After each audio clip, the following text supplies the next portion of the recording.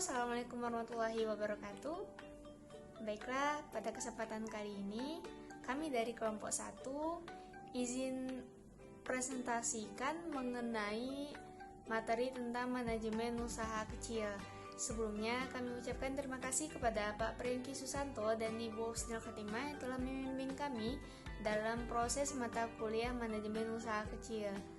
Baiklah, sebelum memulai presentasi, saya izin memperkenalkan anggota kelompok pada kelompok 1. Yang pertama ada Rinda Ringgani, yang kedua ada Nurfa Natasha, yang ketiga ada Sajidah Khaira, yang keempat ada Muhammad Yusuf, yang kelima saya sendiri, Rizka Mazalisha, selaku moderator. Baiklah, pada materi pertama akan disampaikan oleh rekan saya. Manajemen yang efektif juga penting untuk usaha kecil, small and startup business. Pada kenyataannya, kebanyakan usaha nasional merupakan usaha kecil. Manajemen yang efektif lebih penting dalam suatu usaha kecil daripada usaha yang lebih besar. Usaha kecil adalah usaha yang pemiliknya mempunyai jalur komunikasi langsung dengan kegiatan operasi dan juga sebagian besar tenaga kerja yang ada dalam usaha tersebut, dan biasanya hanya mempekerjakan tidak lebih dari 50 orang. Baiklah, terima kasih kepada Sajidah. Selanjutnya materi yang akan disampaikan oleh rekan saya, Rinda Ringgani. Kepada Rinda, disilakan.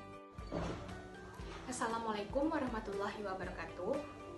Perkenalkan, saya Rinda Ringgani dengan NIM 200599174. Baiklah, saya akan menjelaskan dasar-dasar manajemen.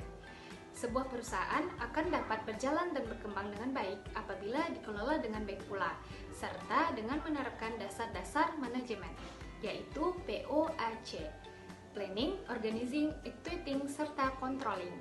Nah, keempat dasar-dasar manajemen ini harus dilaksanakan karena berperan penting dalam operasional perusahaan. Yang pertama yaitu planning. Planning atau perencanaan adalah dasar dari segala kegiatan. Kerangka kerja objektif yang berguna untuk menyusun tujuan yang ingin dicapai oleh perusahaan. Dalam proses ini terdapat beberapa faktor yang harus diperhatikan, yaitu SMART. Yang pertama, spesifik atau khusus. Yang kedua, measurable atau dapat diukur. Yang ketiga, achievable atau dapat dicapai. Yang keempat, realistis. Yang kelima, time atau batas waktu. 2. Organizing. Organizing yaitu proses pembagian tugas secara spesifik kepada karyawan perusahaan. Tugas yang diberikan harus sesuai dengan bidang masing-masing. Tujuan organizing adalah agar perusahaan dapat mencapai tujuan yang ingin dicapai sesuai dengan sumber daya yang dimiliki. 3. Actuating.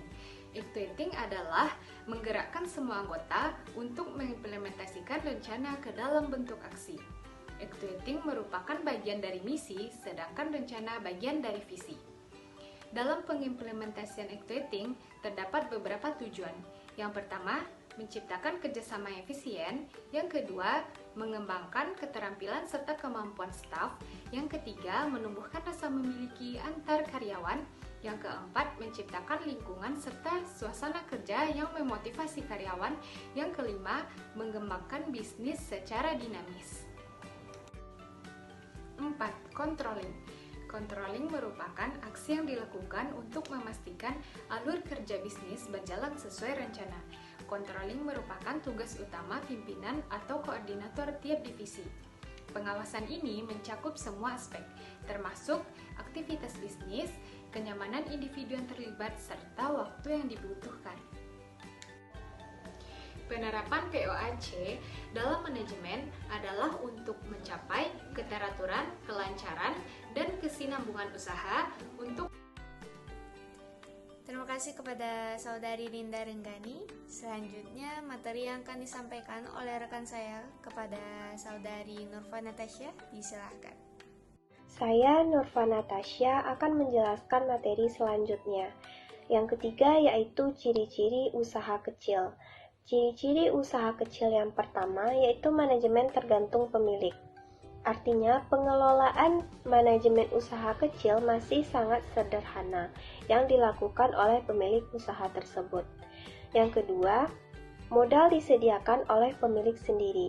Di sini artinya modal berasal dari non-bank, padahal akan lebih baik dan legal jika modal didapatkan dari bank atau kreditur.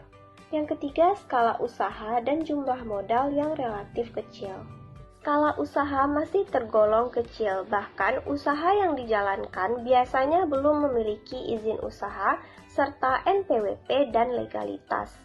Yang keempat, daerah operasi usaha masih bersifat lokal. Lokasi usaha masih di daerah perumahan yang tentunya kurang strategis. Yang kelima, sumber daya manusia yang terlibat terbatas. Sumber daya manusia yang ada di dalam usaha tersebut belum mumpuni. Tingkat pendidikan dari sumber daya manusianya yang masih relatif rendah. Yang keenam, produk yang dijual berupa kebutuhan hidup sehari-hari. Contohnya seperti toko kelontong. Ciri-ciri yang terakhir yaitu belum memiliki sistem administrasi yang lengkap atau belum terdapat pembukuan secara lengkap. Dan dari segi keuangan juga belum dibedakan mana yang pribadi dan mana yang hasil dari usaha.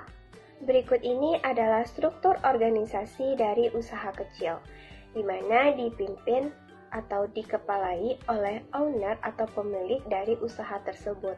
Kemudian di bawahnya ada manajer keuangan, manajer personalia, manajer usaha, dan manajer pemasaran. Kemudian bawahannya ada staf atau karyawan. Teman-teman bisa melihatnya pada slide. Terima kasih kepada Saudari Nurfa Natasha. Selanjutnya materi yang akan disampaikan oleh Saudara Muhammad Yusuf. Disilahkan. Memiliki ide unik, kreatif, dan inovatif. Sebelum seorang pengusaha tersebut mendirikan sebuah usaha, maka seorang pengusaha tersebut harus memiliki ide unik, kreatif, dan inovatif terhadap sebuah produk atau jasa yang ditawarkan kepada pelanggan.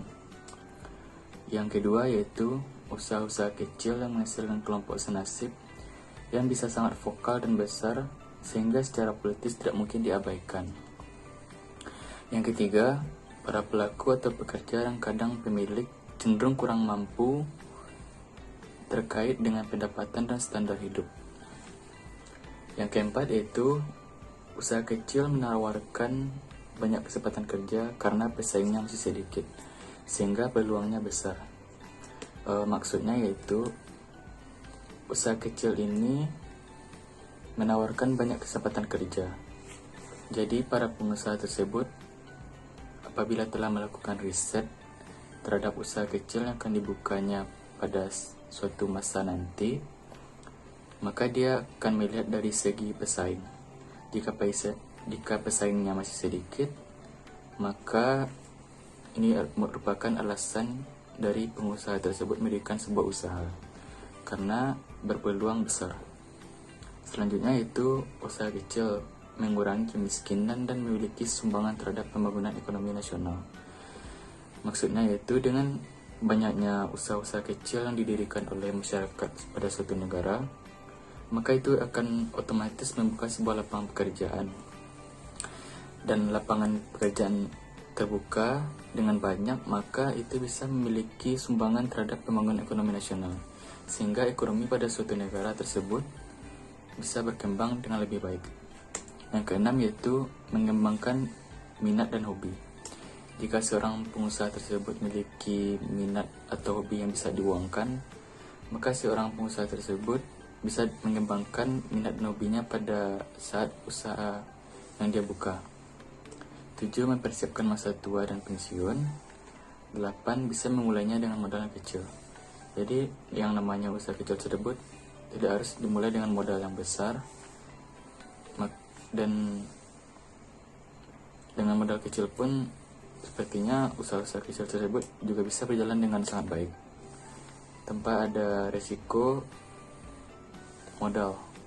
Sekian dapat saya sampaikan. Saya ucapkan terima kasih.